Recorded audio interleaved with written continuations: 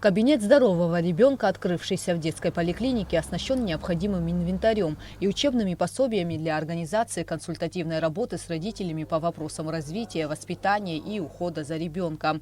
Теперь участковые врачи-педиатры имеют возможность проводить в поликлинике занятия с родителями на темы питания, проведения массажа и гимнастики малышам от самого рождения, а также профилактики заболеваний и несчастных случаев. Это кабинет, который позволяет ближе работать с молодыми мамами, с родителями.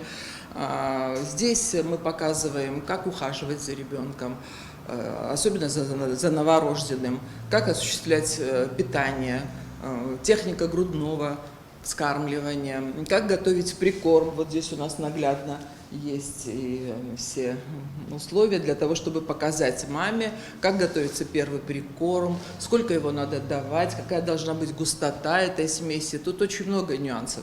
И вообще, когда рождается ребенок, у родителей возникает масса вопросов.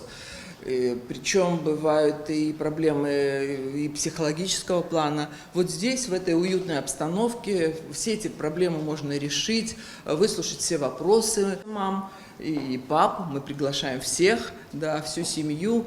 ЮНИСЕФ не первый год сотрудничает с поликлиниками столицы. Так, в ноябре прошлого года в здании Сухумской женской консультации при родильном отделении Республиканской больницы при поддержке организации была открыта школа будущих матерей.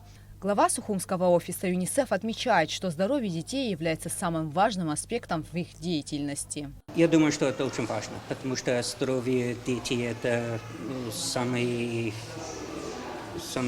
известный, самый важный вопрос.